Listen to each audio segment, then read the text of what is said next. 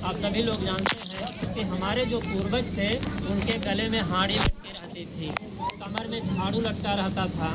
हमारा मतलब चलना, हमारे पैर, हमारा जो आवाज़ है, हमारे जो भी हवाएं हैं, ये इतना दूषित थी कि जितने भी सवर्ण लोग थे इससे जलन करते थे। हम रास्ते चलें, थूकना हो तो अपने गले में जो हाड़ी लटकी हुई है उसमें थूकें और रास्ते को साफ करते चलें। इतना हम लोग प्रदूषित थे, जबकि हमारे ही समाज के लोग सारा काम करते हैं। दुनिया का छोटा से छोटा काम लेकर के बड़ा से बड़ा काम हमारे समाज के लोग करते हैं और हमारे ही समाज को इतना तिरस्कृत किया जाता है, इतना जो है उनको अपमानित किया जाता है, उनको इतना घृणा की दृष्टि से देखा जाता है।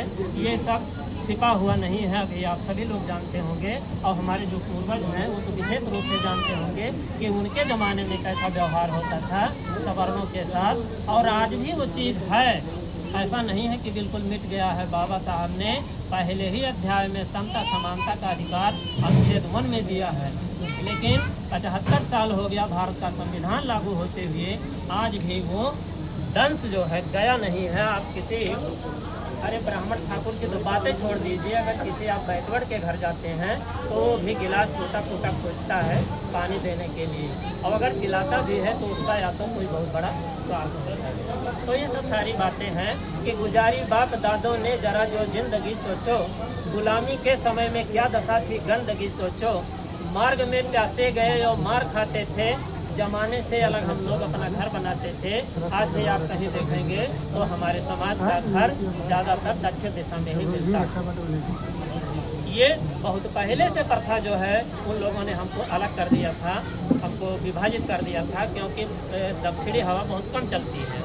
तो ये लोग जो है सड़े गले मांस को खाना मजबूरी थी, खाते थे, तो उसकी हवा हमारे घर तक ना आए, इसी नाते हम लोगों को दक्षिण दिशा में बसाया गया था। तो जिस समाज को आज तक इतना तिरस्कृत किया गया, जो समाज रास्ता नहीं चलने पाता था, वो समाज बाबा साहब के नाते आज हवाई जहाज रेलयान से यात्रा कर रहा है। जिस समाज का कहीं सम्मान नहीं होता था, आज वो समाज फूल मालाओं से स्वागत किया जाता है। जिस समाज को खाने के लिए सड़े गले मांस जूठे टुकड़ों पे गुजारा करना होता था, आज हमारा वो समाज बिरयानी हलवा और पूड़ी खा रहा है। जिस समाज को पढ़ने लिखने का अधिकार नहीं था, आज वो समाज डिप्टी डायरेक्टर, इंस्पेक्टर, कलेक्टर हो रहा है। तो ये सारी देन बाबा साहब के संविधान की है। अगर संविधान ना होता तो हम और आप इस तरह से ऐसा मंच लगा करके नहीं बैठ सकते थे, और हम भी एक तरह से खड़े होकर के कुछ बोल नहीं सकते थे। ये तो बाबा साहब की देन है कि जो आप लोग इतने सजे धजे और इतने सम्मान के साथ आए हैं, तो ये इनकी कृपा है, इनके संविधान की कृपा है। हमें इनको नमन करना चाहिए।